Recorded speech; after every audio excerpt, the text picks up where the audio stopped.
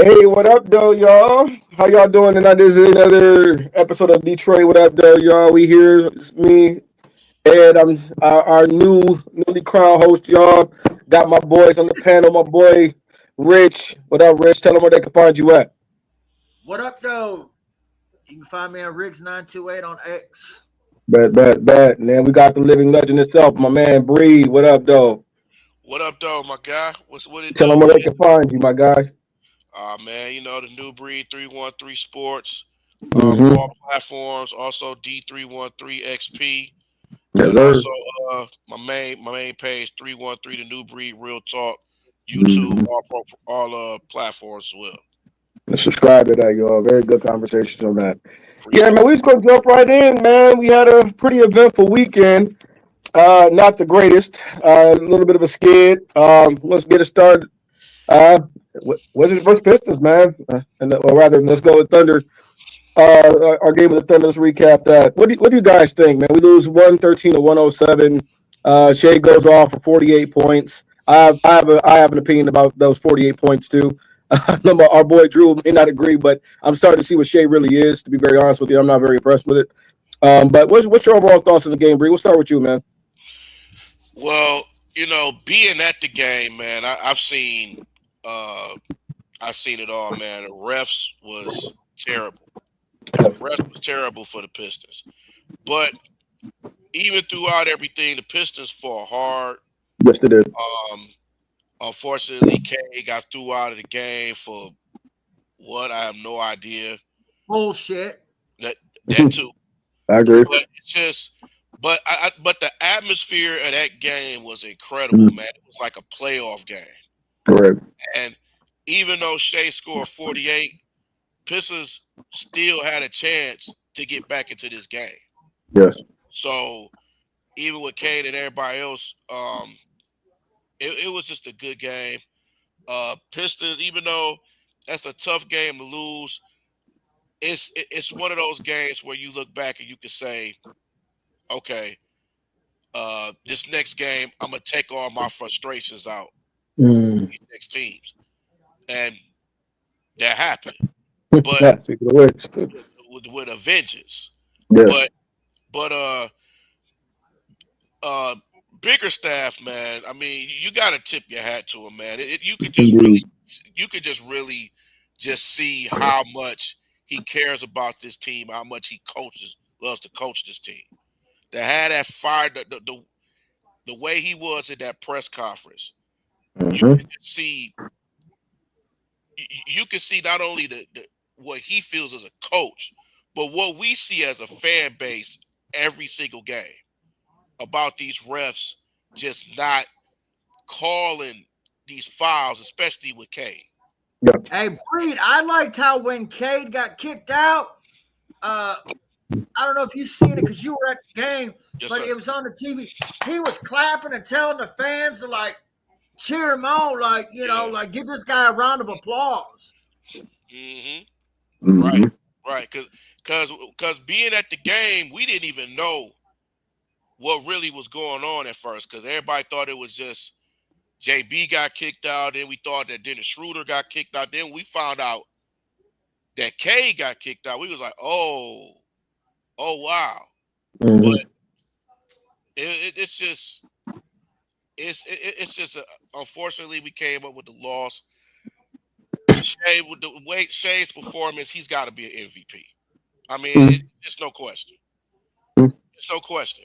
But the Pistons have they don't they could take a lot from this game, and man, it's gonna be all right though. It's cool. It's just a learning experience, but they'll be fine with this. They'll be fine. The resilience they had. Do you want to go ahead? Nah, switch. Slide over to you, Rich. What do you think? The resilience they had in that game. I mean, your star player gets kicked out in the third quarter. At the end, uh, I think they were down 13 at the time. Hmm. You came back, you fought back. You guys, we're starting to see Dennis Schroeder get it 7 straight games of double figures and more. He had Mm-hmm. 17, 11, and no turnovers in that game. Mm-hmm. if we don't have Schroeder and Cade goes out, we're fucked. Yeah. I truly believe that. Mhm. He's not Cade, obviously, but he's good enough veteran to keep the team going, get everybody involved, take his shots when he needs to. You're really starting to see him get comfortable. Man, it was 5 technical fouls in one quarter. Like, man, that's garbage. A guy gets a technical because he tells the ref, I have the right to be on the line. It's not a flagrant foul. You know what I'm saying? Like, I was said it in to Day the other day. I said, man, it's kind of funny. Cade got his first flagrant and his first kick out is in the same week. Yeah.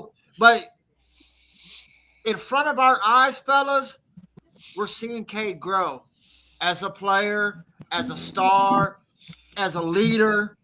Like, this is his team. There's no question about it. Now he's starting to speak.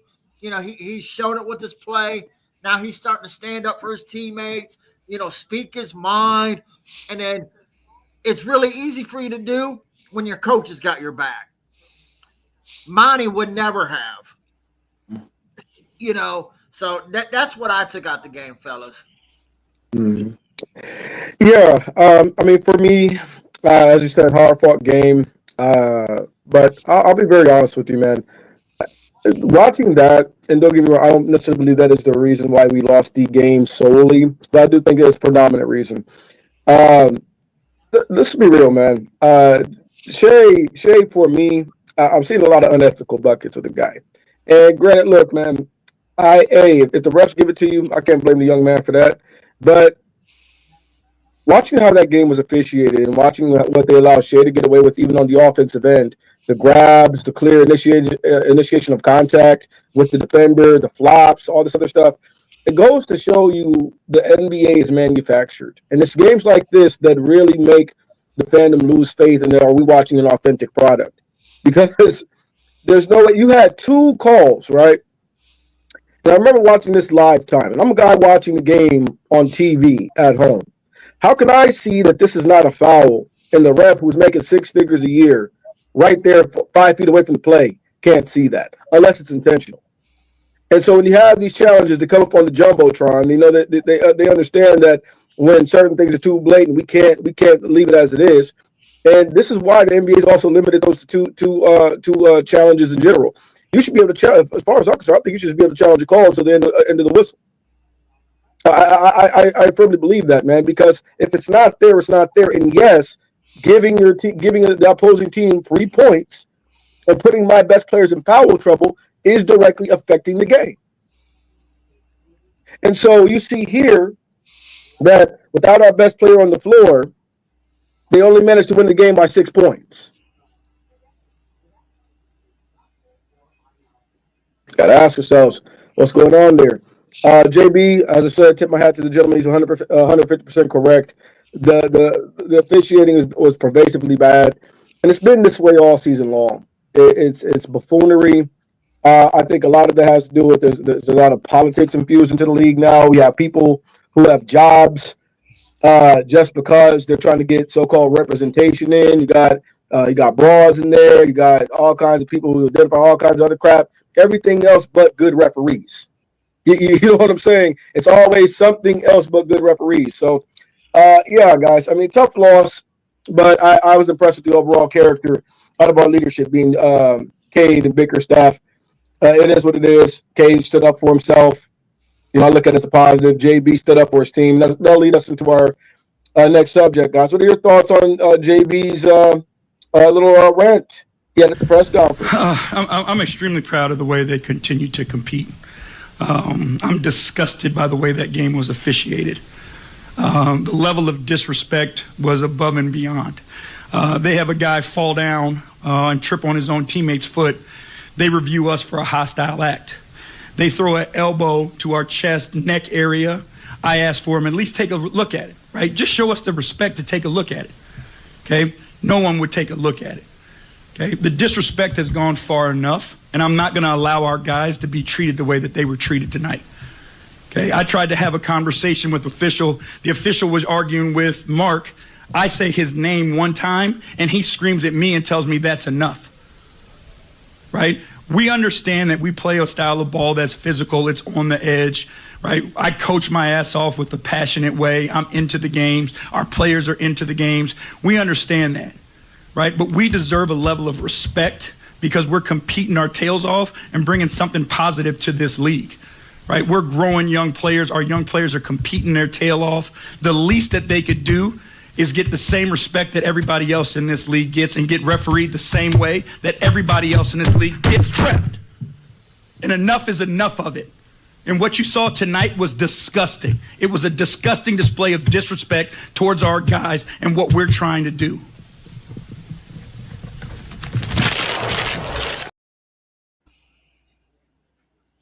What? Amen. Amen. Rich, start off, man. What do you think about what you just saw right there? Man, you've seen the passion, the love of, his team, the appreciation of his team. And he's right. We are developing young players. We are developing young, good players. They do, he does coach his ass off. They play their ass off. Like, they do play physical brand of basketball, but they're not dirty. Like,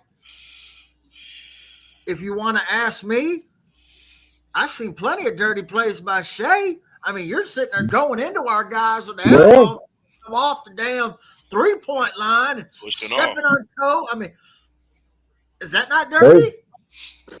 I'm not saying you need to fine them, but that ain't clean basketball by any means that are necessary. So call a spade a spade. So, like I said, I love it, man. That's not something we seen from Monty last year. He's a fresh face and a fresh voice, man, and I like it. I back my coach. Billy, what's up, man? What you think about what we just saw right there? So I'm gonna just hit on what Rich just said. And I agree. This is need to be said, but at the same time, but Monty was talking about this last year about how the officiating was. Yeah, the New York game was the final straw. And he was like, "No, we can't allow this." So this has been going on with the Pistons the last 2-3 years. And now, Monty spoke about it. Now JB is speaking about it, and it needs to be said. It's like you can't penalize a team that is a defensive team, that is a physical team, that, obvious calls should not be called. And it's being called with us. And this is a problem with the NBA. This is a big, huge problem. But to penalize the Pistons and then to just cut a coach off for saying, hey, you got to look at this, it just tells you how bad this league is and how the officiating is. This officiating, I'm gonna just be honest with you. The officiating this whole NBA season has been terrible. It has. It has been terrible. It's been very tough to look at. Yeah. And it's not even just the Pistons. It's with a lot of these games. You could just see that. Like, we can make better plays than these officials can. You know what I mean? But it just needed to be said. I'm so happy about JB. I knew he was a good coach at Cleveland. So I say I even said this in the beginning of the season. We lucky to have a coach like this. We're lucky because he wants this team to succeed. He wants to coach this team. But it seems like they're penalizing this team for having physical defensive players like Asar and Ron Holland. I can't tell you how many calls they have, and they don't even are nowhere near fouls. Especially Asar. But yeah, coach, correct. Both of your hands down. Hands down. I don't see any other coach that's Mhm. a coach of the year but him. But I'm very happy with JB, and let him keep doing that. And it's gonna tell the NBA, like, when you telling the NBA that, they gonna listen. They gonna be like, we got to be on our P's and Q's the rest of the season with them. So Mhm. that's gonna really tell him. But I'm happy with what he said.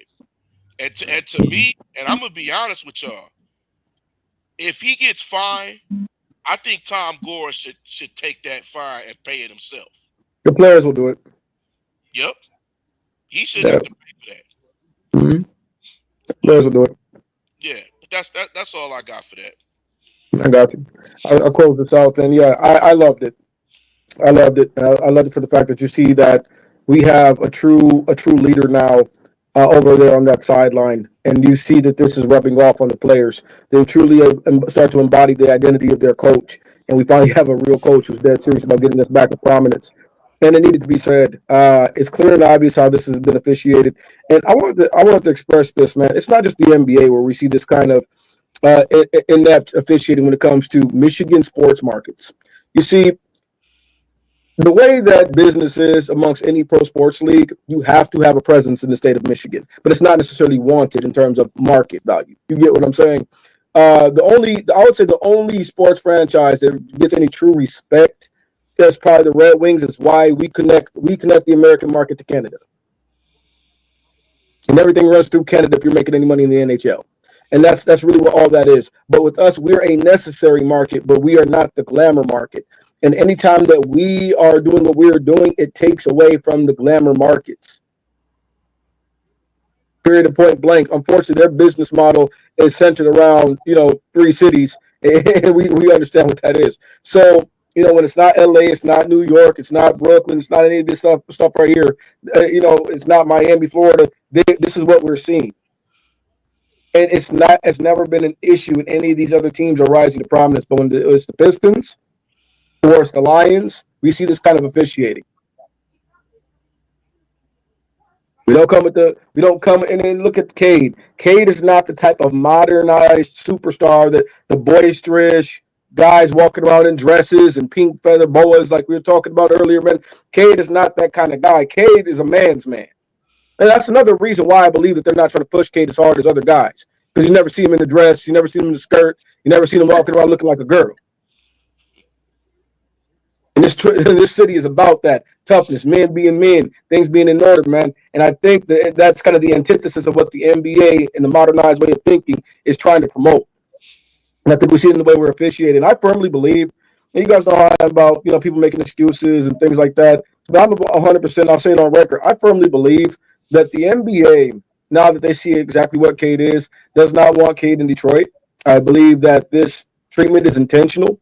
I believe what they're trying to do is get Cade to believe that he has to go to another market in order to get the same treatment as other superstars. And I also think that the fact that he's doubled down on his commitment to Detroit only further fuels the ire of those, who are running the league. And so, yeah, man, hey, Detroit versus everybody, what's new? I'm glad JB said it. I'm glad JB said it and told it plain and simple. Didn't have fluff to it. And then, in the mortal words of C. Webb, when the coach stood up for us, we paid the fines. And I hope they do the same thing. So, I think that's it for that, fellas. I think we all gained even more respect than we have for JB, man. Heck of a guy, heck of a coach, and then to me, complete front runner. As a Detroit stand up, no painting our nails this way. Bet money, absolutely.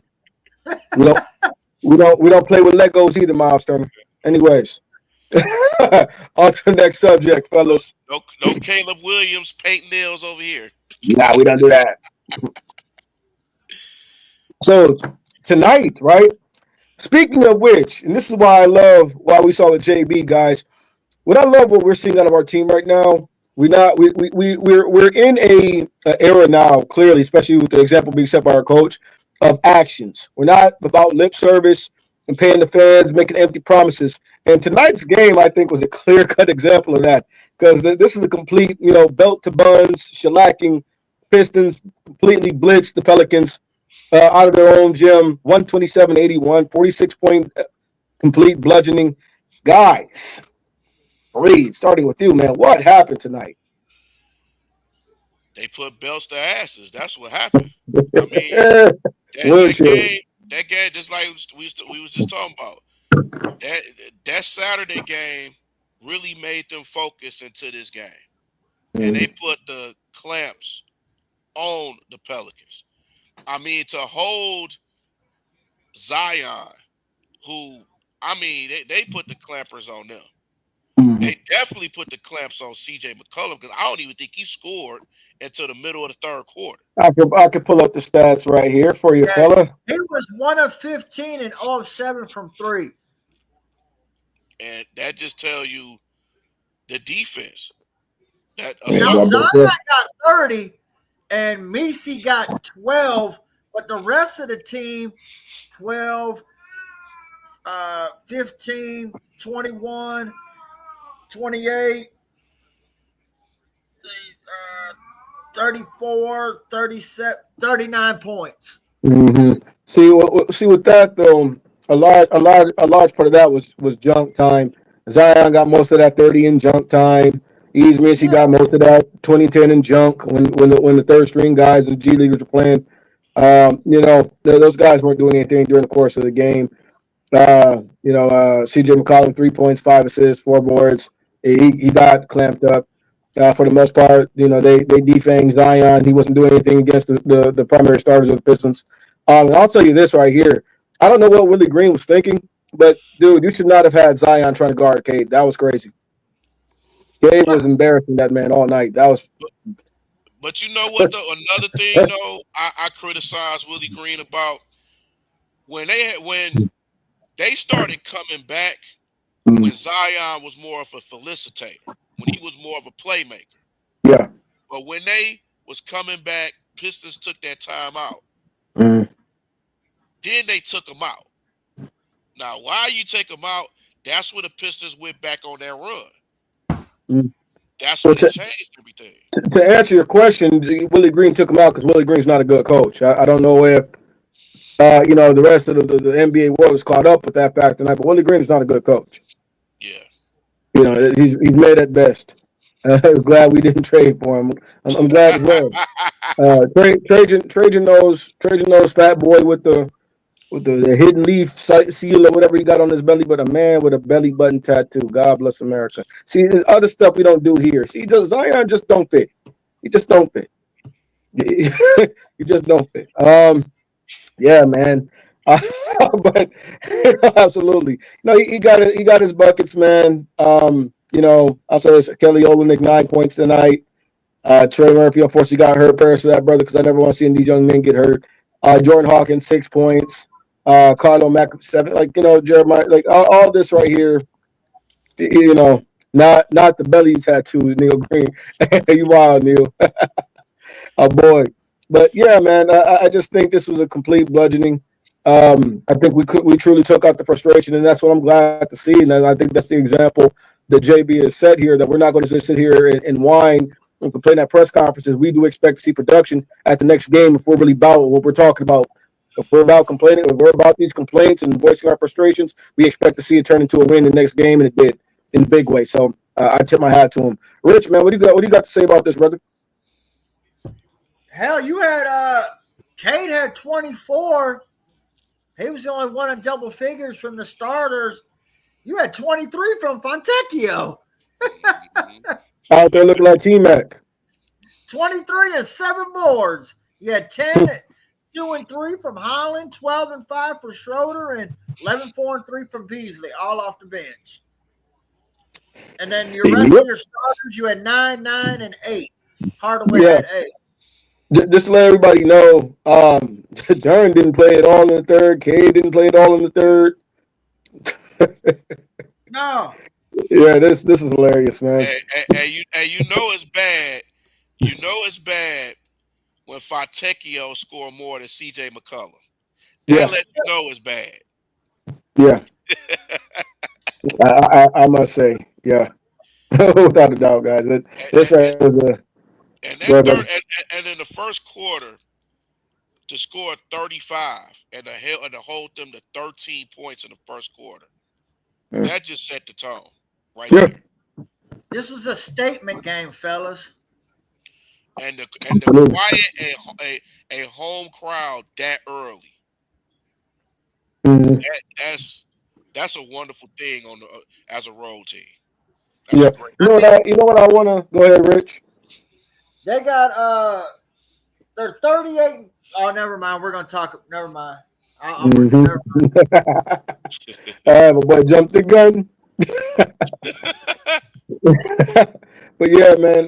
Like I said, like we just talked about, complete, just belt to butt, it's curb stomping right here. Um, you know what I like? I want to shout out the energy that the Pistons bought, and not in the sense obviously that we saw was tangible, but you kind of could tell early on that this game was over in the first quarter. Period. Like you could tell that it's just that feeling, as I said, that energy, man. You could tell the Pistons had beaten the life out of them early on, had broken them early on. Cade came out, set the tone. Y'all can't guard me. Duran was out there literally having fun, kind of just doing what he wanted to. Those guys were out there just doing what they wanted, coasting, and it was easy. And I love that. I love that out of our guys, man.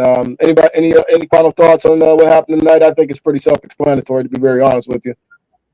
Absolutely. So who's that? This, yep, Oh, complete the beatdown, y'all. final little stat sheets there. Whew. So I can see it, but 5 of 22, man. Was this 32% from the man? Come on, y'all. 54% from the field. 37% from three. Yeah, guys. 75. Yeah, this is a beatdown, guys. Good old fashioned. Take you behind the That's a woodshed. varsity game.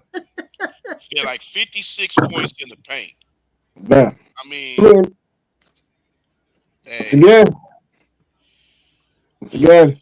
wonderful thing to see, man. Wonderful thing to see. We love it, and we also know this will, Laura said the same. This will carry over to Miami as well. We'll take care of that, and we'll have another Thompson twin and Bears Tyler Hero. And if I'm not mistaken, I think that might be an ESPN game. I believe it is. Yes. Yeah. Okay, So better take that serious. Go ahead, showcase your skills, young fella. mm, The world, we know about it, and you let the rest of everybody else know about it. And you know, did it once on ESPN, huh? It is. He already did it once on ESPN. We went and embarrassed Brunson in Madison Square Garden, but hey, they don't want to talk about that part. You know what I mean? see, and Miami gonna come with a purpose because of what happened to them tonight. So they're gonna be focused at home. They're gonna Yeah, be very focused. they better be. They better be. All right, guys, sliding into the next topic, fellas. Team building. I think I'll lead this one off because I think there's some things right now in the fandom that, to be very honest with you, I think this need to be addressed. Uh, obviously everybody's entitled to their own opinion. We'll never try to debate that. But I also do think there's a level of delusion going on with the fandom right now, and I think we just gotta have to talk about that and put these things into perspective. Because I want to talk about team building and in terms of, like, say, team composition, building blocks, core pieces, things like that. And the truth of the matter is, I think there's something that I think we really have to do a better job as fans of grasping and getting our minds around. The players on this team, guys, there's no sacred cows except for Kay Cunningham. Now, I've asked this question when we were at the D313, when we were live, etc. Me, our boy Drew, Bree, chopping it up, our boy DC.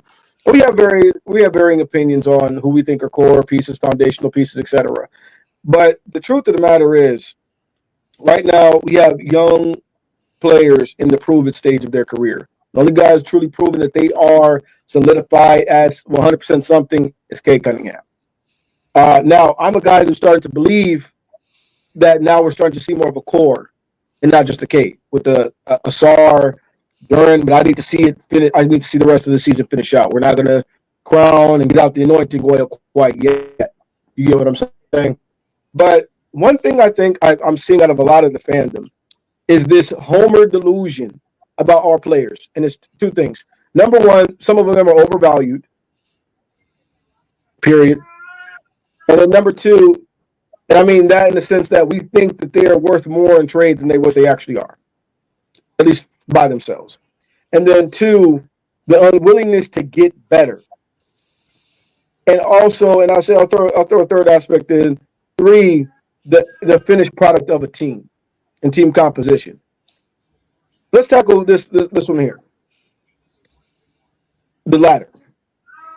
Guys, you know, just like I know, all these young guys, right? If they hit their stride, not all these guys can get paid. Not all these guys can get paid. And so we're going to have to make some decisions. And that's in any sport. Football, basketball, baseball. You're going to have to choose who you're building around and who not. And some guys are going to have to get shipped out. Now, whether we're consolidating these guys into a proven star, or more draft assets, then that's what it has to be. But not all these guys can stay. And so for the fandom talking about, I'm not trading Ron Holland. I'm not trading Jaden Ivey. I'm not trading Asar. I'm not trading guys. Sure, you can like who you like, but to say that Trajan Langdon does not need to do anything to improve the team, or if there's a deal out there that brings us back a proven superstar for some of these young prospects that we have on the team, that's not something we should at least look at, or I honestly highly consider. That's lunacy. That's delusion. That's crazy. We have to do that. There's no way all these guys can stay and get paid regardless. Listen to my fellow Lions fans. They still are going to have to go through that. And Neil, you're right, bro. It's the same thing as in Detroit with the Lions, man. We're going to have to make some choices. Our core there is young.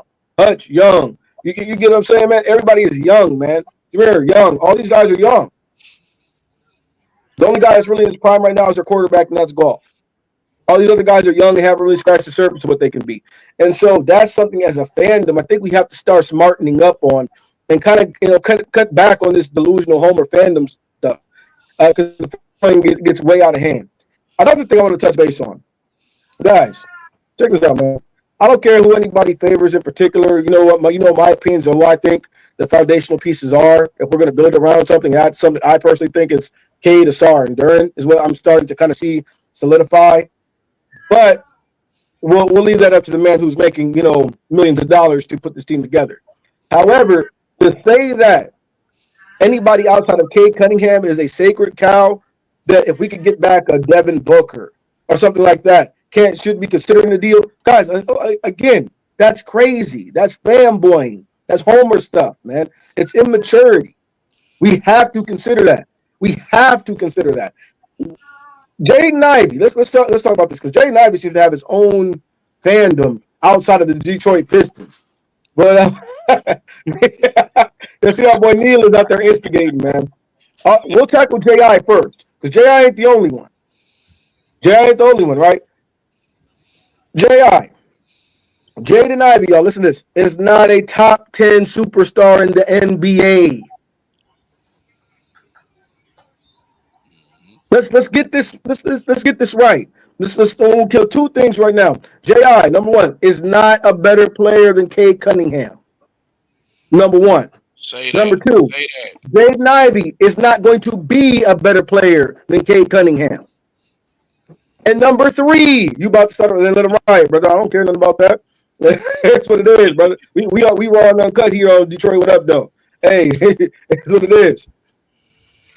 He's not going. And then look, I'll be very honest. Here's where, hey, man, no hypocrisy here. That's why I'm going to state my opinion, not a fact. However, I'm pretty sure that I'm correct here. Jaden Ivey is not going to be a top 10 superstar in the NBA. Jaden Ivey is a complimentary player. I'm going to say that point blank. He's a complimentary player. Since when is a complimentary player's value through the roof? In terms of you can't move them. Since when?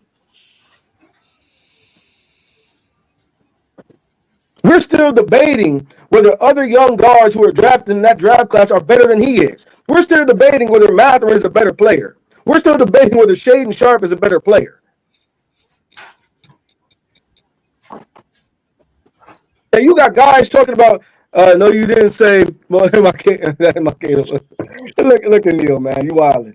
But I'm just saying, we're sitting up there really having this conversation that if the Phoenix Suns talk about they're interested in saying something like, watch this. Let me tackle the other part of this. I'm going to turn it over to you guys. Ron Holland. Man, Ron too young. He could be the next bro, if a bench player turns into a top 10 talent coming to this team, you do it. You do it. How much young talent can you build around? I want to just say it because you got to let the team develop, and we shouldn't be making moves like that. Let me just remind everybody: the Oklahoma City Thunder traded for Shai Gilgeous-Alexander. Let me repeat that: they traded for Shai Gilgeous-Alexander, y'all. When we won our championship in 04, because people get the nostalgia debate, right? We traded for every player on that starting lineup except for Tayshaun Prince, who was what? On the bench. Hop in, Drew. Hop in, Drew. Click on that link. Our boy OG Uncle Drew is here. Because I know he going to. The cat said it itself. Exactly. We traded for all those guys. You get what I'm saying? We have to be willing to do what is necessary to get better. People talk about, well, look, I wouldn't sell the farm. Describe selling the farm.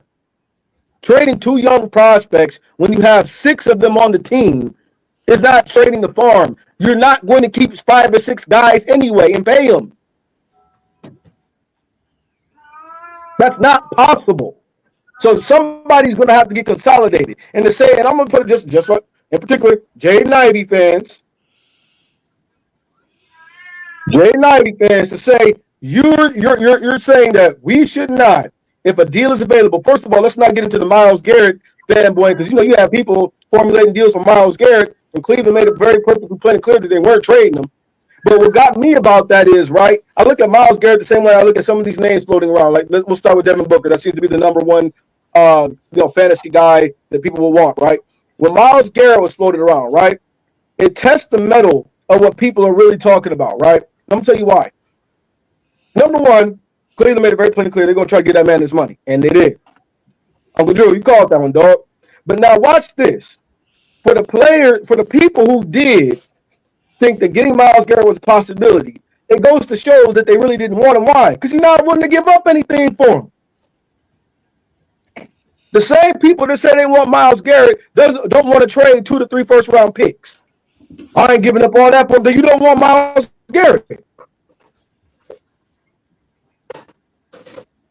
That's too much. Then you don't want Myles Garrett. Who are you going to draft? And it goes to show, because we have this saying that's going on, Ed and Uncle Drew. Y'all call that ish on Garrett's thing in Cleveland. Yeah, we did, bro. But we're also doing the same thing, because it trickles down to Detroit sports fandom in general, man. We see the same behavior all the time. A lack of attention to reality. We talk about things that we want, players that we want. We don't want to give up any of these dudes, man. We don't want to give up no picks. We don't want to give up no players. And then how do you get better? And then some of the guys we have on the team, we're crazy enough to think that some of these young dudes are as good as top 10 players in their respective leagues. Lunacy. Complete buffoonery.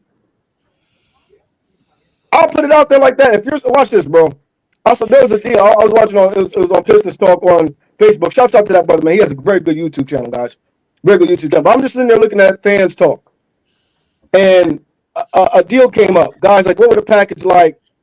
J.I., Ron Holland, and 3 first-round picks in like 2027, because you have to skip a year. So 2027, 2029, and 2031 look like.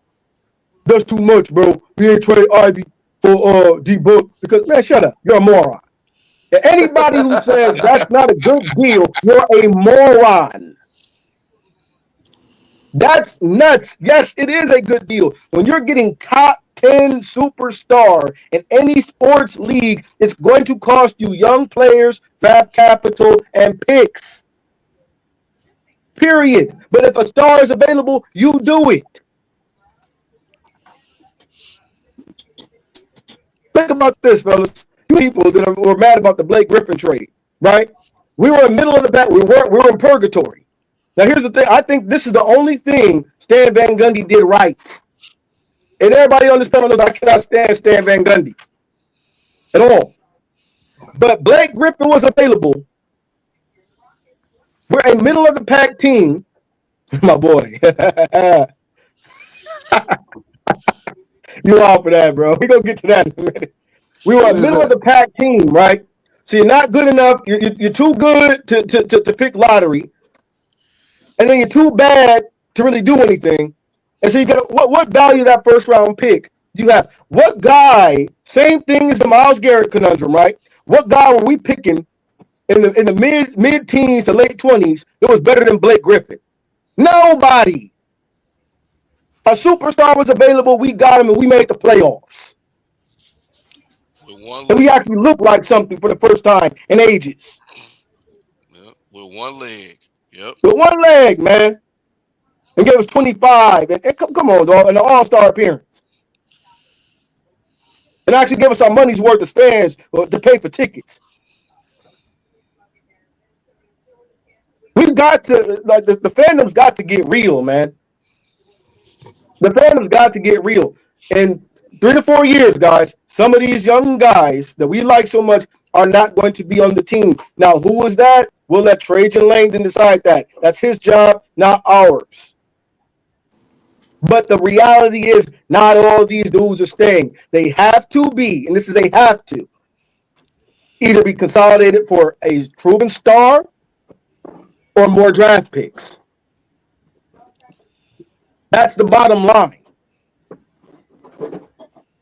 And for the ones that are saying that if we could get a proven superstar to go with Cade, right? Don't do it. Complete buffoon. And there's no point debating with you. If there's a superstar available, you get them. That's the end of my rant.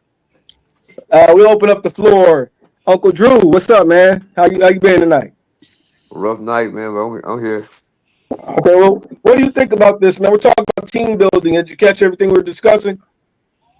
Not really. I just got in here, so no. So we're talking about, the fandom being too attached to players, overvaluing players, thinking some of our players are better than what they actually are, not willing to trade guys to get superstars if there's one available, and then just being realistic about the overall team building aspect. Because like either or way, whether there's a star available or not, eventually Trajan's going to have to make some tough choices. And that may even look like when he makes a decision on, okay, this is who I clearly see are the best pieces to build around. So look, guys, I'll give you another scenario. Let's say this. Trajan may end up trading a star or Ron Holland just to create space because he realized I can only pay one of these guys. So he might trade it for a future first-round pick or a better-fitting player or something like that. It could end up being a deal like that, but either way, both of them are not going to stay. Not everybody's going to stay. If Trajan likes him, you know how I feel about him. If Trajan likes him, he's building this team, man. Not me. But at the same time, if he doesn't like him, he's going to get moved. Hey, Duran's starting to show everybody he's the real deal. Myself included, you know how I was. We were on Duran's behind. But if Trajan feels another way, he might not be on the team. And it's going to be somebody who gets the short end of the stick and gets left out. I think the fandom is having a tough time, staying in reality with that. What are your thoughts, man? Yeah, man. I feel like this. If you can get a star, if it ain't K, everybody on the table. Fair.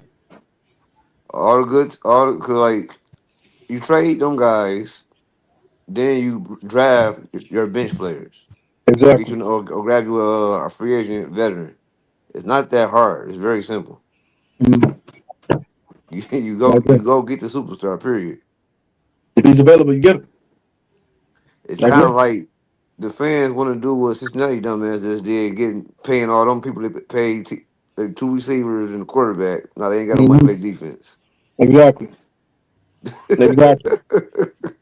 Exactly. And I think sometimes, man, as fans, we overlook the value of an impact player. There's this mythology that if we got 2 or 3 guys, or we got 3 or 4 guys, that's better than one guy. No, it's not. So let me ask. No, it's not, man. So are we saying that? Let's say this. Are we saying that Ron Holland, Marcus Sasser, because I've seen people throw Sasser in there too. Ron Holland, Marcus Sasser, and Isaiah Stewart are more impactful than 36-year-old Kevin Durant? No, guys. No, they're not. Let me ask you about Kevin Durant. What Kevin Durant are we getting? Because the last 6, 7 games, he been looking like he back in the trash can. He doesn't want to play for that team, man. That's kind of what that is right there. You sure? Think that's what Yeah, it is? he wants out. Better than Devin Booker, I can tell you that. Yeah, Not tonight. they want out, man. They need to They look. did every night though. So check this I out, right? mean, last night he didn't do Diddy squad. Tonight he was None. like piss poor. Well, their whole team ain't do diddly squat. So hey, so watch this, You know what fellas. I mean? Hey, Bree, you remember when we had the preseason talk at the beginning of the season a month ago, right? What did I say then? Team to watch out for, right? Phoenix Suns. Mm-hmm. Because when Matt Stupid Ishbia, coming in there with all that riffraff and trading, a good team says that's that Michigan State stuff, man. You know what I'm saying? Here you go. Yeah, I had to Knew do it it. I'm was sorry. coming. I apologize. I had to do it. Forgive me. Where we gonna have that? Where we gonna have that talk, Hey, man? now everybody could be like that. Who's that Lakers GM? Trading all that for a 36-year-old KD is not smart. Here's the thing, though, man. I'm not saying that we're trading for that. What I'm saying is are we saying that Ron Holland and Brian? I want to ask you this: are you saying? I'm not saying do this move because I think KD is too old to trade serious capital for. However, are you saying that Isaiah Stewart, Ron Holland, and Marcus Sasser are more impactful than Kevin Durant? Because if you are, that's dumb. Kevin Durant is still better than all three of those guys put together. Period. Kevin Durant, those are role players and bench players. Yeah. And that is an all-time Hall of Famer. They've been Role players. they're not even role players yet. They just bench players. Yeah, I think Stu's car got a role, but the rest of those guys prove it. Marcus Sasser don't even get clocked. Man, listen. KD need to invest in a damn comb with that damn haircut he got. He need to invest in that. But hey, listen, it is what it is. But you do that. Yeah. You do that. I'm talking about you wild. What? So Drew, what do you think about this, man? Like, what you say? If there's a star available, you get him. What's your opinion about just the way that the fans don't talk about hairlines? You don't know the struggle. LOL. I do. Hey, Neil, I do know the struggle. That's why I ain't got no hair no more. I know all about that struggle. Hey, you're a Spartan fan. Of course you know about that struggle. You damn right. And I'm staying Spartan strong, baby. Exactly. Hey, Big Steve, did I call it though? You always calling everything. I'm just saying, did I call it though? You call everything. Did I call it tournament? Did I call it tournament? Did I call it tournament? You called everything. Yep. Mr. Parlay strikes again. Rich, what do you think about the topic, man? What do you think about just the fandom, how we're looking at building the team? Do you think we have a realistic lens about how this is going to unfold? To me, like I said, go ahead. To me, the only untouchables are Cade, Duran, and Asar. Okay, so that's your core right there. Everyone, and I actually like Ron Holland because I think he brings that that energy. Especially there's been games where there's been a lull or somebody gets in foul trouble, and he comes in and gets a steal, a block, fast break. Like sometimes I think, like I would have liked to see him get more run on Shea. I think he might be a better matchup than even Alsar, to be honest with you, because I think he's a little quicker. But and that's no knock on Alsar at all. I just I love Ron, but Ron is not a better defender than Asar Thompson, man.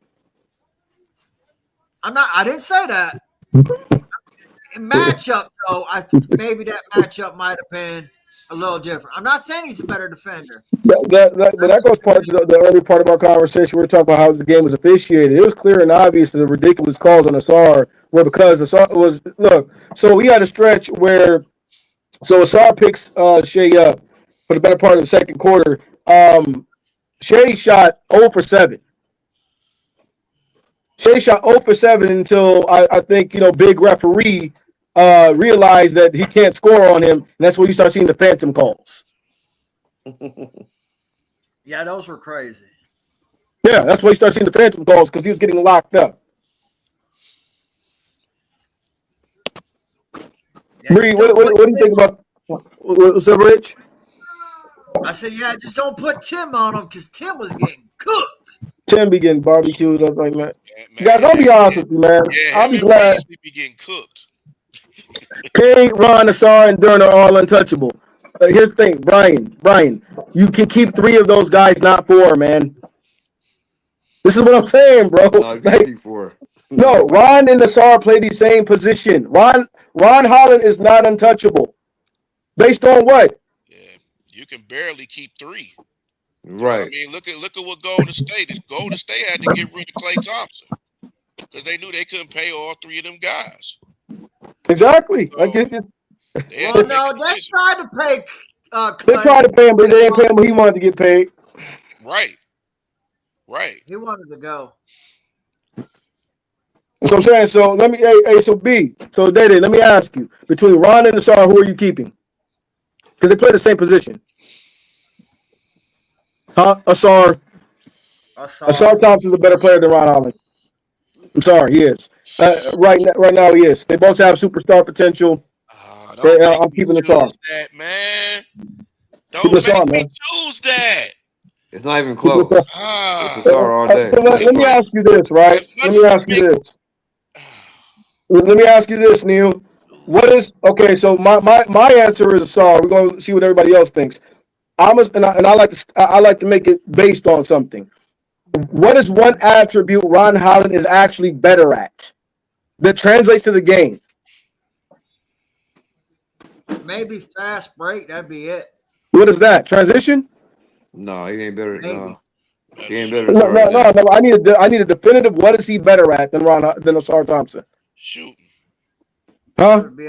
That'd be the only one I would even say is close. Shooting? Yeah. Ron shoots 18%. The other one shoots 14%. They both suck. Hey, but he better. Defensive and on-ball pressure. So hold on, wait. No, he's not. No, he's So not. wait. So look, Neil, I'm about to reveal your identity to the public. If you keep saying so, are you saying Ron Holland applies better defensive pressure and on-ball pressure than Asar Thompson? Respond back in the chat. Are you saying that Ron Holland is a better on-ball defender than Asar Thompson? What's going on? Actually, hold up. What's going on today, man? Actually, Steve or Breed, Ron Holland is not the better shooter. He shoots 45 and 22, and Asar shoots 55 and 25. Oh, well, I take that back. Hey, my boy Rich, shout out to my boy Rich for doing the research. But where Holland is better is the free throw shooting. That's great. Now, he's a better free throw shooter. This only applies if you can actually get to the free throw line. Of all the things that are going to get him on the floor, you don't. This is the thing, man. You don't play a guy because he gets free throw attempts. Oh, I agree. So we're talking about on ball. So let's go down like this. Is Ron Holland a better ball handler than Asar? No. Is Ron Holland a better defender than Asar? No. Is Ron Holland a better passer than Asar? Nope. No. Is Ron Holland a better finisher than Asar? No. No, he misses dunks all the time, which is ridiculous. Yeah. He missed a couple today. Dunks, layups. He misses All a that. lot. And I love that kid. That kid is nice. I love that kid. But I'm saying he's not better than Asar Thompson. At least not right now. Now, does he have something in him that can eclipse him? Maybe. I don't think so, but maybe. But either way, they play the same position, and this is an example of what we're talking about. You're going to have to choose between those guys. And it's going to be a hard decision. But it has to be made. And some are going to like it, some not. Hey, look, fellas, Trajan might decide we keep in Ron. I might not like it, but it's going to be what it's going to be, and we're not going to sulk about it. We're going to look. I think Trajan in that case would have earned enough respect from us to say that he knows what he's doing. Consider he's put together a winner in only 1 year, and that was his draft pick. You can't argue that. Here's something I'm gonna add to that, and I'm gonna ask this to everybody. Would you take Asar and Ron over Jay Ivey? Yes. For your core? Yes. Yeah. Yes. Question. Yeah. And I'm gonna tell you why. You see the impact. Neil Green Sr. says, "Hell yeah." Sometimes you can't tell these Piston fans. They like, man, I want to keep Ivy the future. No, Like, I got a bigger question. I got a bigger question. I'll give you my answer first. Go ahead. At this point in the season, Mm-hmm. where we are, how this team is playing, would you even bring back Ivy? I would not. No. I would not either. It would kill the chemistry. Yeah. Yeah. It would kill the chemistry, especially defensively. Because listen, man. Jay Ivey couldn't guard either one of us four. No, that's a shame. Oh, really? No. Didn't I say that? Yeah.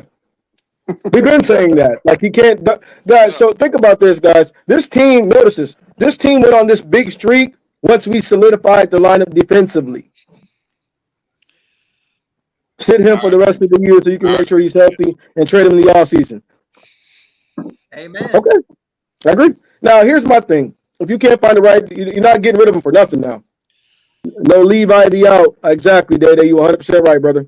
And even if we're just focused on just for his health, man, there's nothing. No, kid, go ahead. No, this is a problem, and I think this is a problem in the NBA. Well, this is a problem in every sport, but especially in the NBA. See, we try to rush these stars back too quick from injuries, and that's how they get injured again. So you got to be careful with that. Yeah, I agree. Really be careful with that because we rush these guys too quick. Yeah. I mean, the Philly tried to do that with Embiid. We saw how that works out. Embiid, though, I think Embiid's problem is Embiid hasn't been in shape in 6 years, man. Like, you shouldn't even call him Embiid. We should just call him M Bum. Exactly. Embiid did that to himself. I think that was. Yeah, I feel you, bro. I think that was a narrative that was floated out by Embiid's camp to garner some level of sympathy for him. The bottom line is he traversed the season all season the wrong way. He wasn't in shape. This is why he was getting hurt all last year and the year before that. And then he didn't get his conditioning together. And now he wants people to believe that I had Bell's palsy and I had this and I rushed back from this because I'm all heart. No, brother, you're a fat slob. That's what it is. You're not a fat slob. That's not serious about winning. You can't stay on the court because you don't train. And it is what it is. Just like with the Luka, because Luka's on Ozempic. This is why Luka still got to sit out games. Y'all heard it here first from Detroit. Don't tell them Laker fans that.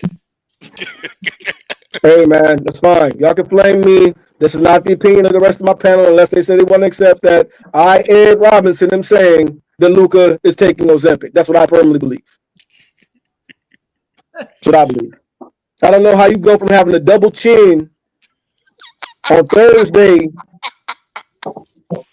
and then you come back the following Thursday, you actually kind of lean now. Luka had, this right here, everybody been in the church, the mothers of the church used to wear them dresses, man. And he had that elbow cleavage right here with them big hats. Luka had that. Why even waste your breath on him bum? Exactly, Day. Exactly. Just another guy. Yo, what up? State of mind. Yo, bro. What up, though? Yeah, that whole team is an abomination, man. It is. And they got it. And look, it's funny, man, about that. I'm glad some OGs are stepping up and speaking out about it. Some of these actual NBA personalities, instead of, hobnobbing and rubbing elbows with each other. It's good to see guys. Kendrick Perkins has said something about it. Rashad McCants has said something about it. Jeff Teague on his podcast, they're all saying the same thing. You need to trade both of those guys to build around McCain and Tyrese Maxey. Yeah. Those guys got to go. Yeah. All these old players, man. Man. Those guys got to go. And this is what's messing, and this is what makes the NBA unwatchable when you see guys like this just embarrassing the NBA. It makes no sense. Makes no sense. Can I add something to that Philadelphia talk? Yeah, go ahead. Go ahead, Mr. Parlay. So do you keep Mr. Grimes? He been going nuts. He had free foul tonight. Yeah. You probably play him at the 3. Yeah. He might have found a home. Might have. Now, notice we had him here in Detroit, but realistically, that was never going to work out. So you know how that was. No, I'm glad you said that. I'm glad you said that because I keep running the fans that be like, state of mind, you're 100% right, bro. What's up, Bree? I keep running the fans like, see, if we would have kept him, he would have been doing that for us. No, it's just different team, different system. So that's what I'm talking about right there. Like, thank you, Bree. That's people that don't know ball. No, he would not be scoring over 25, 27 a game. And I hate when we have guys that used to play here, then they ball out somewhere. They might have a couple of games, ball out, and then you don't hear from them no more. Exactly. I don't want to say no names. Killian Hayes. Wait, when did he ball out? Bro, in the G League? That don't count. Listen. That don't count. Listen. He scored 38 points 2 days ago. Where? Leave him alone. Where? Which high school gym did you score that in? Listen, it was the G League, but hear me out. Hear me out. It's 38. Did y'all play? Did you watch the game in the YMCA or the Girls and Boys Club? Oh, see, not that I couldn't answer for you. I can't. Well, that's where he scored that at. He ain't scored on no NBA court. Hey, but hey, Ed, here's the thing though. But here's the thing. He coming back to Detroit on Saturday. To play the Motor City Cruise? Yes, sir. Oh, okay, that's fine. Go ahead. Man, you a mess, man. Leave Killian alone. He's a mess. His game is a mess.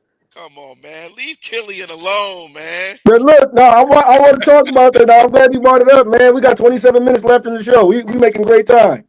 No, man. We gonna bring up Killian. We gonna bring up Bummy and Hayes. Bummy and Hayes got the audacity to have a mustache now, man. Like come on, man. You're not rugged enough. You're not rugged enough to have a stash, Killian. Hey, man, Killian, if he can do it, why not? Bronny doing it. Oh, sure. Look, Killian can do whatever he want to do in the G League. Hey, Drew. Just like Bronny. Hey, did y'all see that graph that came out today? Said Bronny got the worst field goal percentage in NBA history. Yeah, but he's scoring 40 points a game in the G League. That's a lie. I was gonna say that's a lie. I can't be a truth. Y'all see that fake meme? Hey, Rich, did you see that, man? That fake meme that got floated out that Bronny was averaging 40 in the G League. And then look, guys, look, fellas, this is what I'm talking about. The G League stats are crazy. Dana, you right, bro. Look, this is what I'm talking about. People are dumb, man. Like, bro, most of Bronny James be going crazy in the G League. Man, Bronny James 32% from the field. Hey, you know who's been going crazy in the G League lately? Bobby Clinton. Yeah, he's been coming together. But hold on, piggyback on what you said, bro. Let's throw that name in there, Bobby Clinton. So now you got Ron Holland, Asar Thompson, Clinton, and keep all three of those guys, fellas. You see what I mean? Somebody got to go. People say, well, Ron could. Yeah, I saw that, man. He had that. And look, this is the thing. Clemens had a couple, 2 or 3 games where he's had double-digit assists playing the 4. I like his game. He started to develop. Because he was injured for the first 2 months of the season with that calf. Same thing as we talked about with Darren, Drew. Big man with lower body injuries. It takes a minute to get back together. So We're seeing him get back together physically, and it's starting to come around. He's got his legs are getting back up under him, so his jump shot is coming back. Let's hear. Yeah, that's great. Yeah, on what's his field goal percentage? Yeah, thank you. So they did exactly what they did. They go ahead. Notice they took the ball out of Quincy Oliveri's hands in South Bay, and then they let Bronny just go around jacking up a bunch of BS. He back in the G League? Yeah. What we playing for? Where he go back and forth. One game he played for the Lakers, one game he played for South Bay. So it got, they signed him. They signed him back. Well, I think they allow him to go up and down. The thing is, it's funny about that. See the player's not supposed to be able to go back down 4 times. That's the fake narrative with the Bronny situation. Yeah, they know at the very early minutes, Bronny's not going to give you 20 points. Bear's a better player. They're not even giving him the ball anymore in South Bay. That's messed up, man. It's a shame, brother. It's a shame. It truly is. It is. If Bronny played 36 minutes per game, he'd be a top 5 rookie. Gilbert, man, shut up, Gilbert. How? I can name 5 rookies right now. Pay attention to what Gilbert is saying, man. Don't. Gilbert said a lot of things, man. But back to this Killian Hayes situation. Yeah, man. So Bummy and Hayes, that's another guy to see. Madison, yeah, for reconditioning. They need to send him beat there too. Yeah, Clint went off the other day. Yeah, he did, but to that point, that's another young man. If he develops on a regular NBA contract, he can go back and forth as many times as they want. No, they can't. They can go back 4 times. That's literally what the rule is supposed to be. Literally what the rule is supposed to be. After the 4th time, they have to stay up or they have to go down. Right. They can't keep on going back and forth, back and forth, back and forth. That's why they have 10-day contracts. Exactly. So oh my it has God. to be for a reason. Like generally, the only reason what the NBA would accept is like things like that, injury reconditioning, those types of things. They're not, but a player's not supposed to be able to just go up and down the G League all year long. It's not supposed to be able to happen. But Clinton, right? Kids really like he's bringing it together. That'd be a perfect compliment in between, Asar and Duran, and can shoot it. The defense is starting to come around. The legs starting to get back on him. The jump shot is starting to come back consistently. He's been knocking it down really nice. The way he can facilitate the passing, the shooting. So here we go again. Out of Asar, let's say this. Let's say if the growth we're seeing from Clint is real, you got to give him some minutes. So right now, Asar or Ron has got to play in backup 4 minutes too with Tech. Do you take minutes away from Ron to play Clinton if you see his development is legitimate? What do? Because none of the guys, because neither Asar or Ron shoot well enough to play them minutes at the 2. So what do? Take Tech minutes. Sure, you take Tech minutes, but once again, Tech probably won't be in the rotation next year anyways. So I'm just saying, long term, right? Let's say so. Bree, let me ask you this: If Clintman, I'm gonna put this to the whole panel. If Clintman hits 100% of his potential, and Asar hits 100% of his potential, and then Ron hits his potential, but yet you also have to keep in mind limitations. Who do you keep? Because it's another example of what I'm talking about. Tough decisions are going to have to be made. As much as This I is like the Ron fandom Holland, again. as Huh? much as I like Ron Holland, man, I gotta pick Asar, man. Okay, Asar and Clintman. Is that what you're saying? Because 2 of the 3. I would go. I would pick Asar and Ron Holland, man. Because think about it this way. As of now, I would. Clipman played a 4. Duran played a 5. Yeah. You can have something similar to what Michigan has with their big guys. Yeah, the pick and rolls, but the only difference is Duran and Klitman can pass instead of just Wolf and not Golden. Yeah. Sure, but I'm saying I'm talking about those wings. I'm talking about. You're right, bro, because that's what intrigues me. What I'm saying is, let's talk about them hypothetically, right? If Clinton hits 100% of his potential, what do you think he can be? He turns into a guy that can guard 1 through 5 with size. You know what he really turns into, Drew? You know what he really turns into? Franz Wagner with a better jump shot. I can see So you that. get 100% of what you think he can be. That's essentially kind of what he turns into. Franz Wagner, but he can shoot better. Mm-hmm. So you get a guy 6'9", 6'10", at the 4, who can defend at a high level, who shoots the ball, and is an elite passer. Mm-hmm. Then you got a guy 6'7", would be undersized at the 4.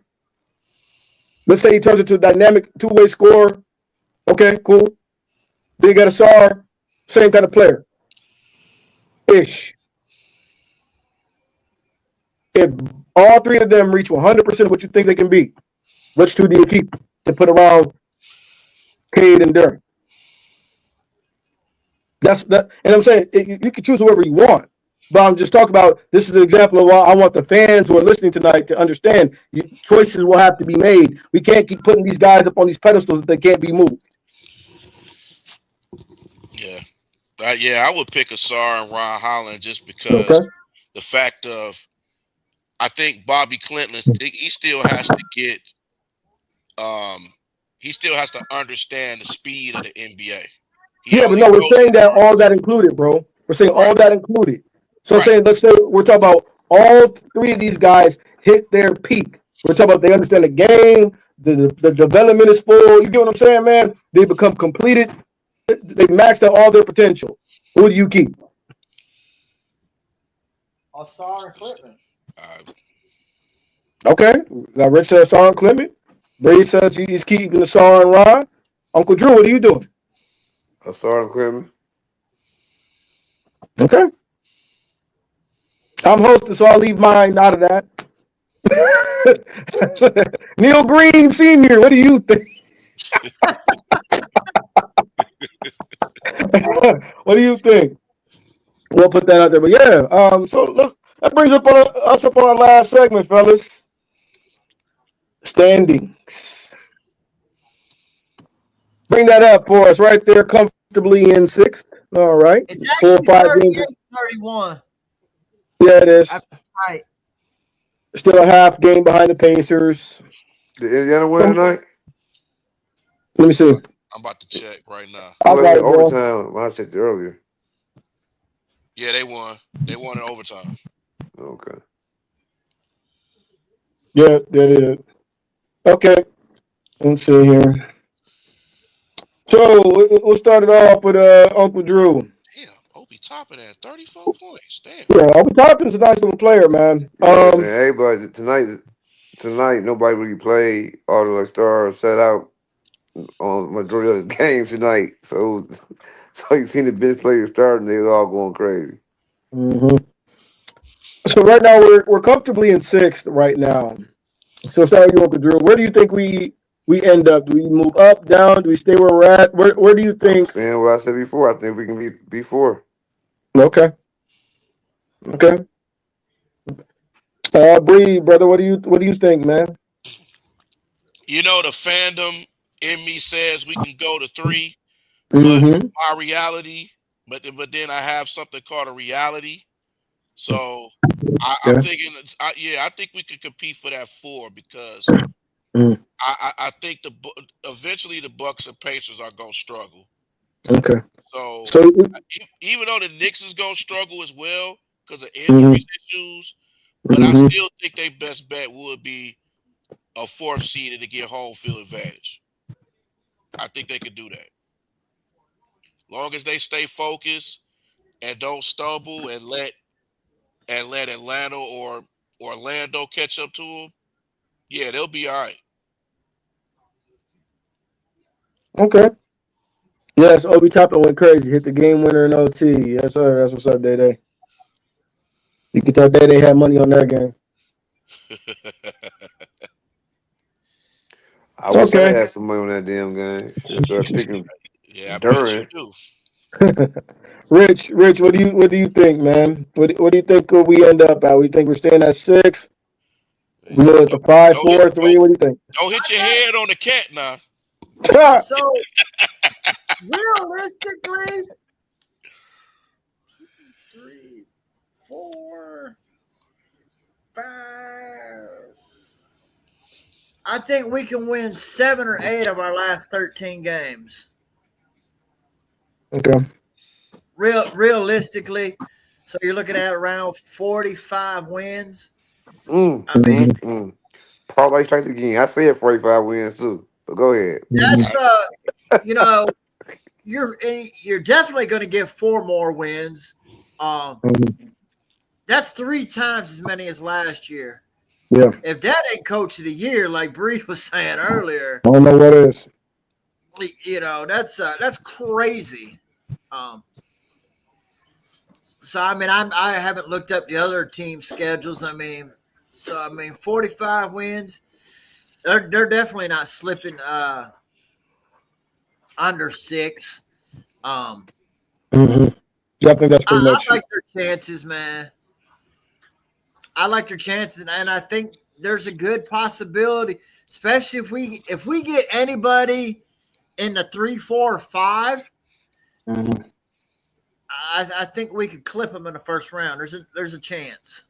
I feel you. I also think too, those last 2 games of the season against the Bucks is going to be huge. Because they got Very a well home. repositioning. Yeah, so they got a home and home against the Bucks the last 2 games of the season. So Hey, who would have thought that, Breed, at the beginning of the season? right. Who would have That thought? will be interesting too, because I'll be very honest. I don't know if Giannis plays those games Yeah. because I think they're going to be thinking rest. And I'm thinking more so to the game that's at home because they're going to have a back-to-back. So they're going to play the Pelicans, and then they playing the Pistons. You probably gonna sit that Pelican game then. Yeah. There's no point playing the Pelicans. They ass. Well, we found that out tonight. Yeah, that's my parlay, man. I'm mad at Coach JB tonight. Why? Because they ain't played He Duran said enough. Duran. I can't get Duran to play third quarter. What's the point of playing him? He was out there dominating casually. No, I need my 10 and 10. Let him play Hey, the well, third look, quarter. I have to give. You know what they say, right? Fuck your parlay. Exactly. That's right. Look, I have to give Drew his credit, man. Fuck them too. I have to give Drew his credit. Look, he called. We were talking about Eves Misi. Drew said that's the most fraudulent guy in the Rookie of the Year running he's ever seen. He's 100% right. That guy's garbage. Right. Don't let the double fool you, man. That guy's garbage. Garbage. So let me ask a question. Yeah. So we up by 1 billion points. You're worried about your parlay. He gets hurt. Oh, hold on. That's BS. Didn't K play? He didn't play at all in the fourth quarter at all. No. I ain't They saying ain't played fourth the quarter. third quarter at all, Third period. quarter. That's all I asked. Give me third quarter. I ain't saying fourth quarter. Durham played in the third. Durham played in the third. It took him about 6 minutes left in the third. K So played he got a third foul. Look, he got a third foul, and JB realized, but these guys are garbage, and it ain't no point in bringing them back. Man, he had third foul in the first half. No, he didn't. He got third foul in the third quarter. No, he did not. No, bro, no. Okay, all right. You want to make a bet? I don't bet. I'm a passer. I don't bet. Yeah. They just said he played half the third.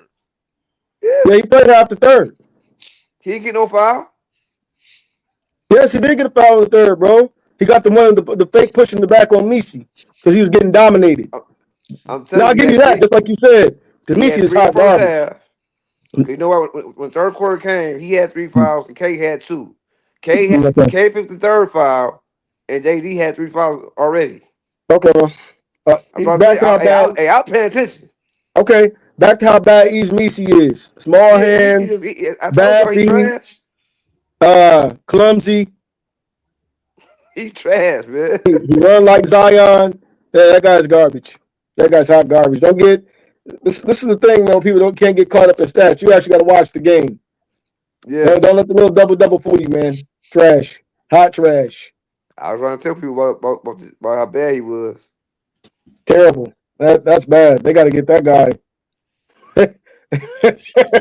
they got to package him up. Hey, Drew, what you say? He a poor man's Clint Capella? No, he ain't no poor man. No, he was not. Capella can give you 10 rebounds. He a homeless brand of Yeah, Clint. at least he can't. And also Capella can score a little bit. He can't score. He can't rebound. What are you out there for? Let me pull up Ease Misi stats, man. Let me It's see what he got here. He said it's horrible. He's averaging 8 and 8. 8 and 8. Yep, 8.8 points, 8 rebounds. I just see another Mo Bamba in the kid. That's what I see. Mo Bamba. So they got 2 Mo Bambas. Mm-hmm. They got Mo Bamba and Mo Bamba Light. That's crazy. He the Mo Bamba mixtape. And Mo Bamba, the Mo Bamba album.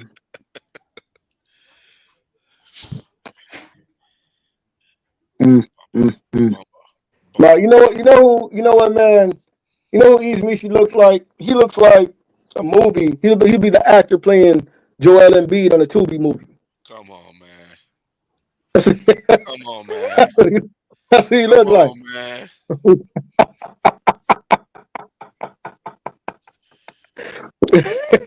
I see him at the beat so much. Though. I see the beat in his game.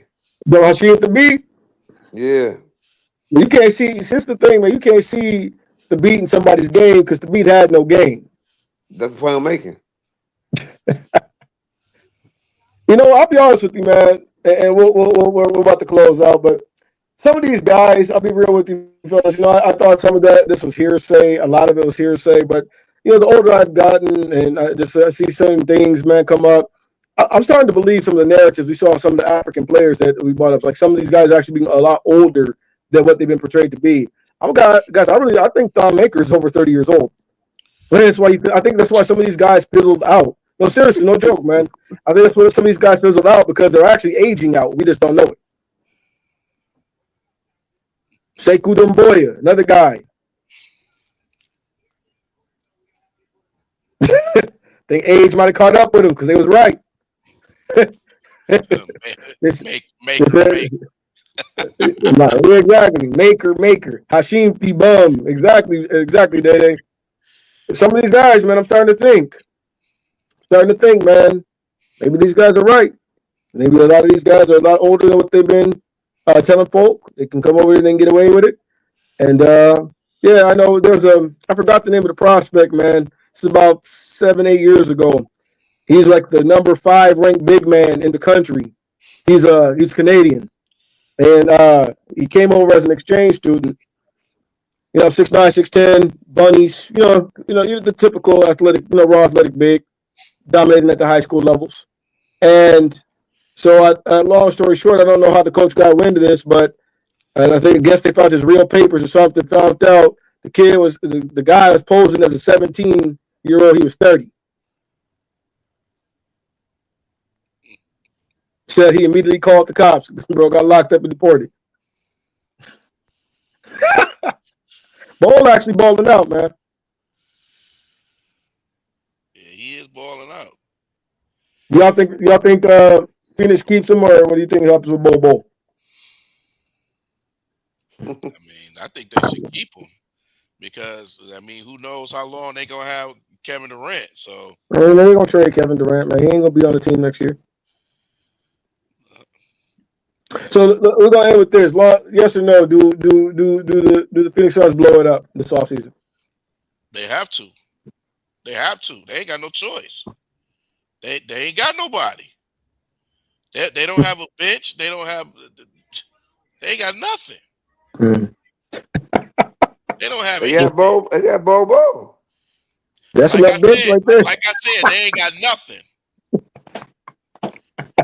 You have a watered down Wemby on your team. So you got watered down, Wimby. You said you got I not don't even. see, I don't know what everybody keep on trying to say. He's just as good as Wimby. No, he's not. No, he's not. That's only Shaq saying that. And I don't know why he says it either. Rasheed said Rich, it. what do you? Rasheed said it too. You know, or she's dumb too. Rich, what do you think? Do you think Phoenix blows it up? Shit, that should. A quick question, fellas. Let me ask y'all this: with the talk about the team building situation. I'll end on this. Do you think we make a serious move this offseason? And if so, who leaves?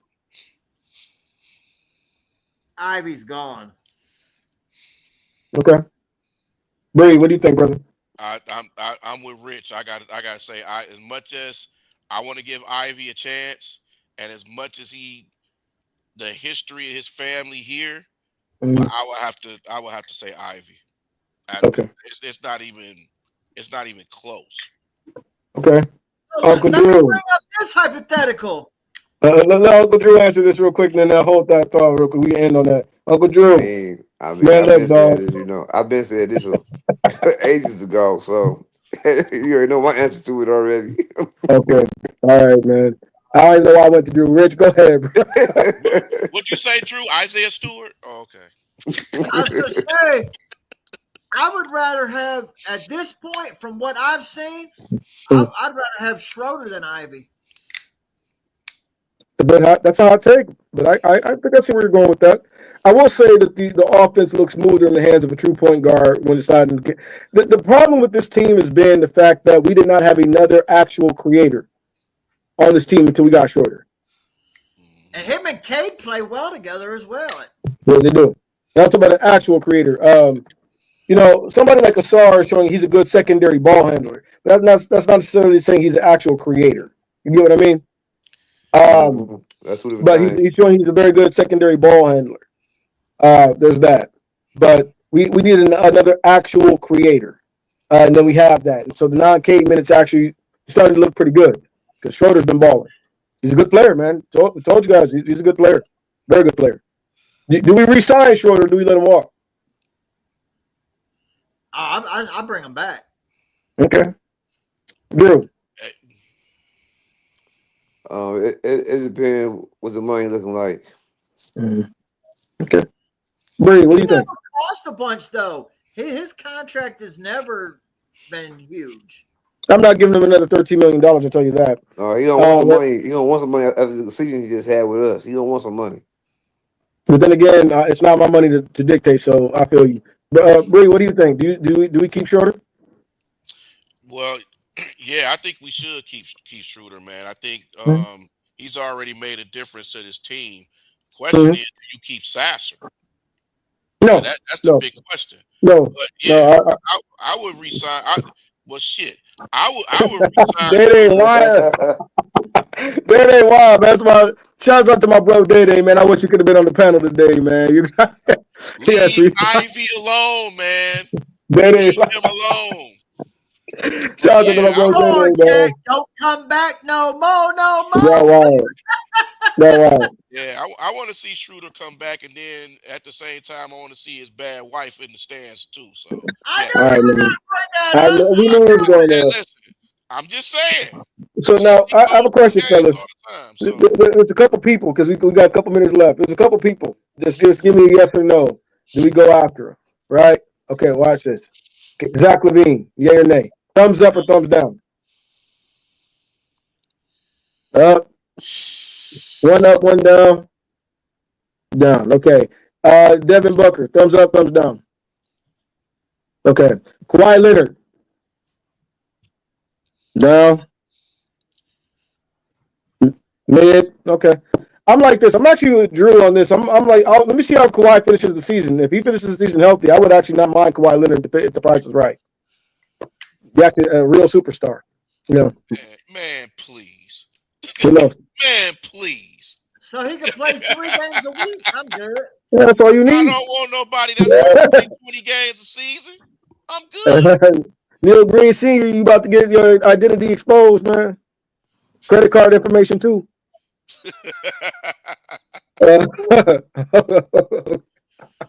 All right, Laurie Markkinen. I'm like this on Lowry. Hell yeah. I don't want him. I'll tell you why. I'm not. Laurie Markkinen is not worth $242 million. Oh no. You say it like that, yeah. I feel you. Laurie Markkinen is not a $42 million a year player. That's what No, that's he's what his not. contract is. Nah, if that's the case, no, I'm good on that. That's what I'm Ed, So saying. now, Ed, let me ask you this. Yeah. When we talking about Utah, I'm gonna get somebody that's on that team. Yeah. What about Walker Kessler? We have Jalen Duren. And we have Stewart. Yeah, no. Against Stewart, I take Kessler over Stewart. Yeah, I agree. I'll take But, Kessler I over mean- Stewart all day. But Kessler's starting center, and then you got to pay He's him. starting center. The only way I'm gonna be real with you, the only way you can do that is if you think you think Jalen Duren can become a 4. I don't see it. I don't see it either. I think he's a 5. They don't. Go ahead. Now, I'll tell you one that I would like as a 4, and I've always liked him. Okay, Toppin. that's a name. I can see that because they got a lot of big guys in Indiana. Yeah. They got Turner can and they shoot. got Isaiah Jackson. Another guy to throw the alley oop to. Mhm. He can take it, put it on the floor, can shoot. Mhm. He could play some 5 if in a pinch if you needed him to. Okay.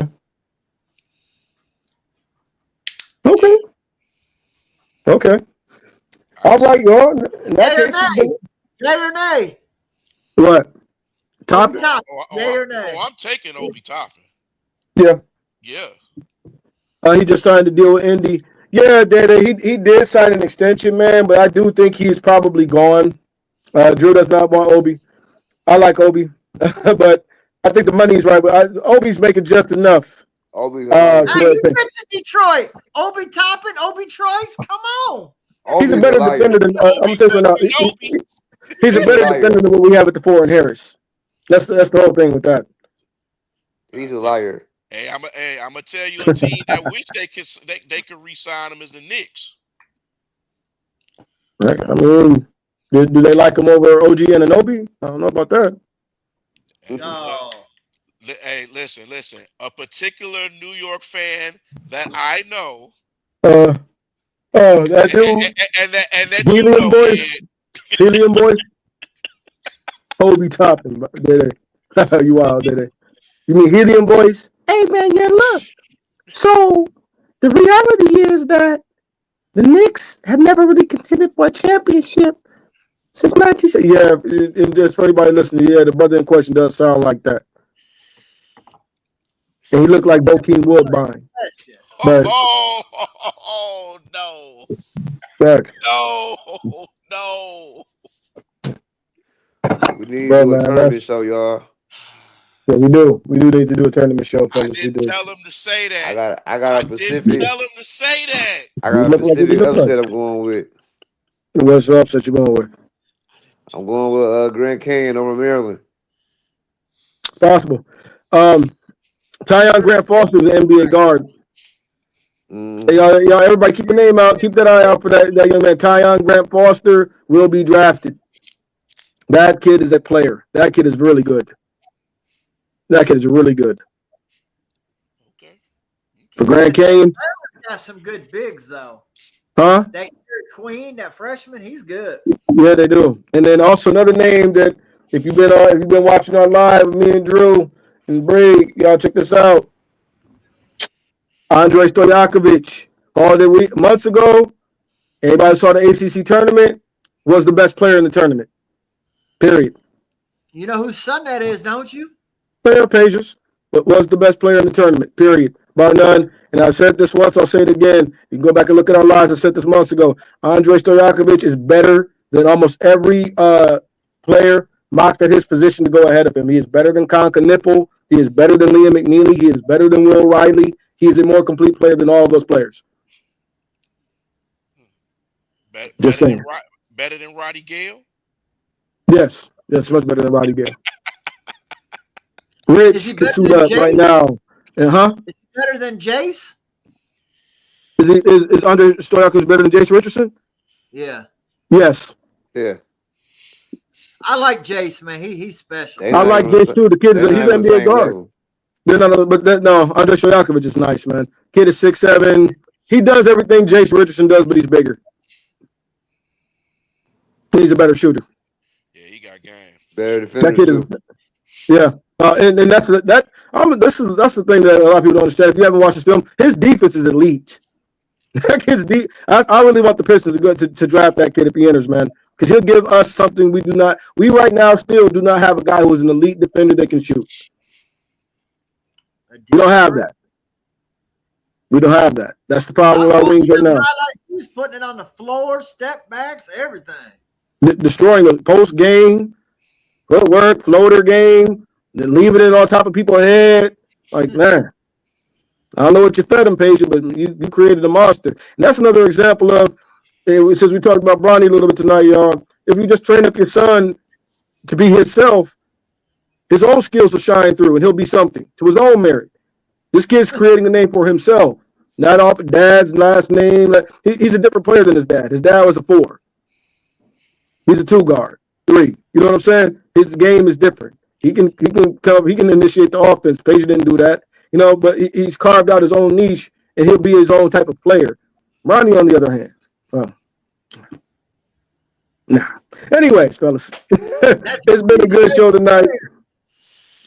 It's been a good show tonight, y'all. We are on time. Shout out to our boy Neil Green, because you know he likes to be punctual, and so do I. Closing thoughts, man. Oh, Bandit. That's not Neil, guys. That's Bandit is real government. Hey, he looks like he's coming live from the cell. No, he look. He got the KD beard. Oh, that's wrong, man. Hey, dog. Hey, Neil. Hey, Bandit. Look, I'm not gonna lie, bro, because I've had your back all night with all these little jabs that they've been taking. But I can't defend this one, dog. When you turned that light on just now, you look like Hussein when they found him in that bunker.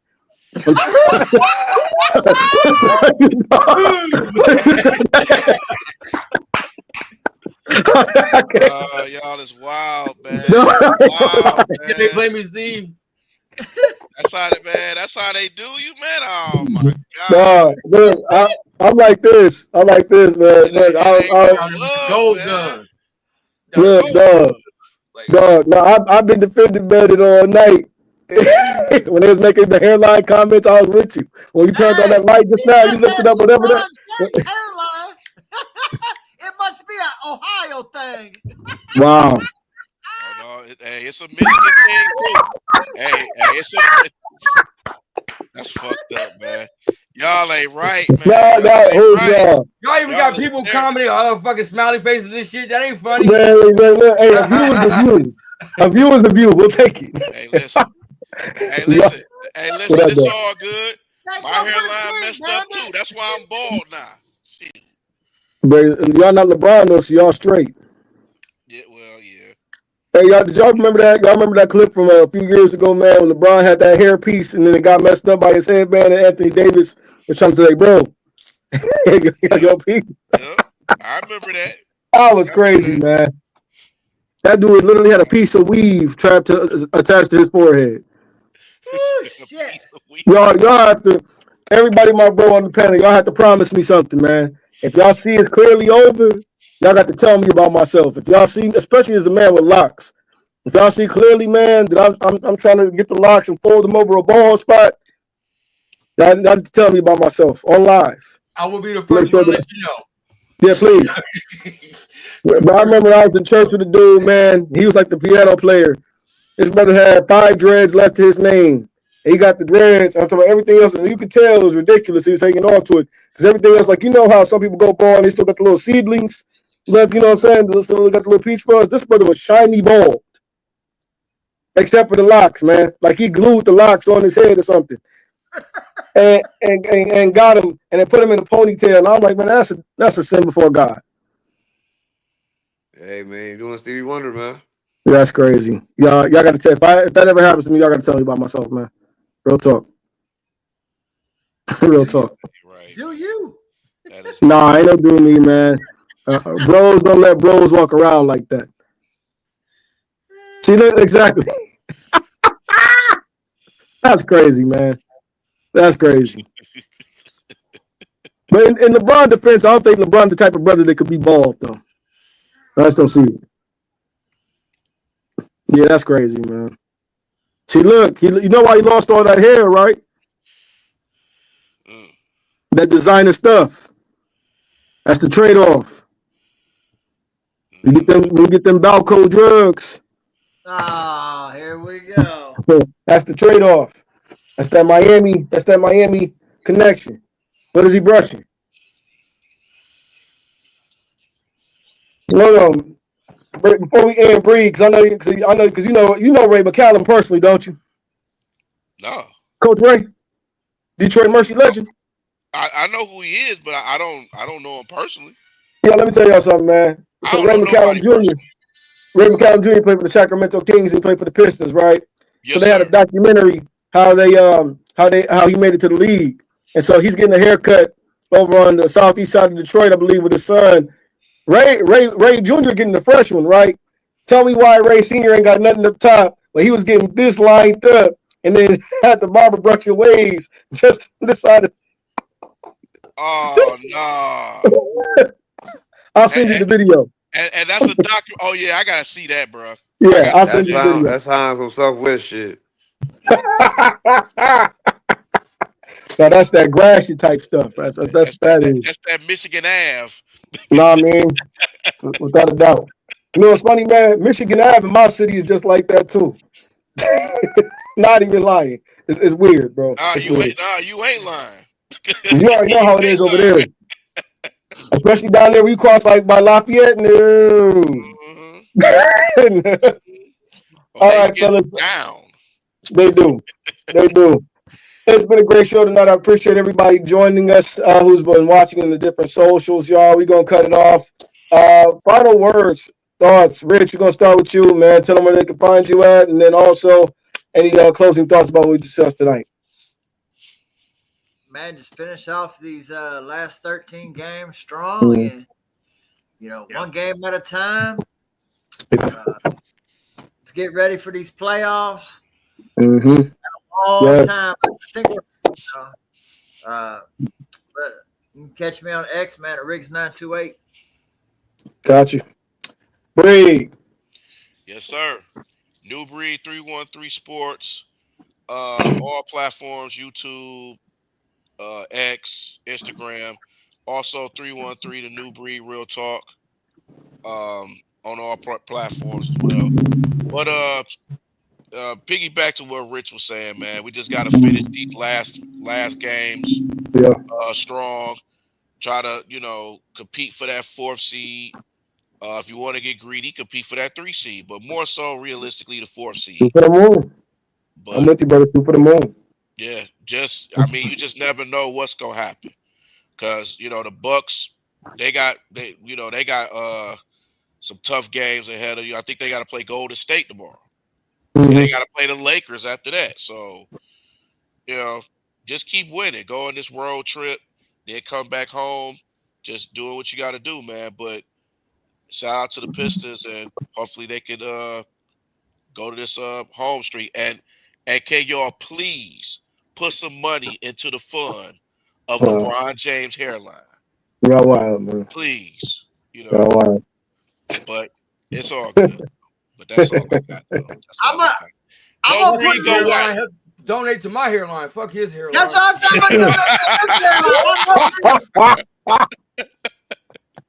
So what you gonna really get, Bosley, Neil? Hey man, yeah, I can't imagine banding with some Bosley, man. Hey, listen, it's too late for me. I'm cool with the ball, so I'm good. I feel that. I won't be mad if I ever go ball. High hopes. I got high hopes. Wow, man. Wow, man. Uncle Drew, what are your thoughts, man? He's gone. Oh, he left. He had his Metamucil and milk. He went to sleep. Oh, man. Uncle Drew, we lost Uncle Drew on the way, man. In that case, y'all can find me on the D313XP We stream almost every night. Y'all do check us out.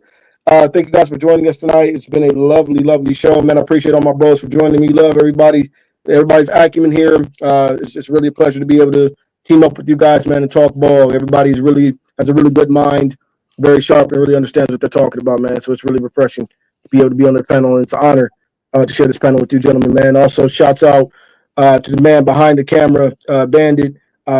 Guys, y'all keep my bro Bandit in prayer. He's tremendously talented. He's got some endeavors he's pursuing behind the scenes. That's his personal business we won't put out there, but pray and peace and prosperity over that brother because he's really worked hard to put himself in a position to thrive, man. So, advice, let him know. and yes, also he's seeking peace with his hairline. So keep that in prayer as well for the rejuvenation of his hairline. We appreciate Inbox that. me with any tips, please. Inbox me with any tips. But yeah, guys, closing thoughts. Yeah, I just piggybacking off what you two gentlemen just said, man. 13 games. Let's finish them out strong. Let's do well. And one thing I will, like to say in closing, I think it's pretty set in stone that guys, we're in the playoffs. If we play 500 ball, that's a guaranteed spot. That's 6. That's we play 500 ball. That's a guaranteed spot at 6. The only way they can fumble this down the stretch is if they completely tank or crap the bed, and I don't think JB is going to allow that. And I think he's instilled enough pride, and they have enough pride in themselves to where they're not going to allow that. So, seeing this team go from record-setting mediocrity to actually a solid playoff team. This is not a play-in team. Guys, when we said this months ago, when we were talking about this is a possibility, we thought that was reaching a bit. We thought, the most we could hope for was a play-in team. And to be very honest with you, I'll keep it a bean. I thought that was more so like 9th, 10th seed. We're talking about for play-in. But this right here, guys, to be in the 6th seed, JB, without a doubt, Coach of the Year, Kay Cunningham, to be very honest with you, man, and call me a homer or whatever, and call me biased. But if I had an MVP vote, it would go to Kay Cunningham. Yeah, point blank. If I had a Coach of the Year vote, definitely go to JB, guys. So, yeah, man, let's just keep this. At least a second team All NBA. I would even have 5 better guards than him. I would even put K as one of the leading guys for most improved player. Yeah, I'm gonna say this to that. And this is the one time I will ever agree with what Gilbert Arenas has said and stated. I actually think Cade is too good for that award.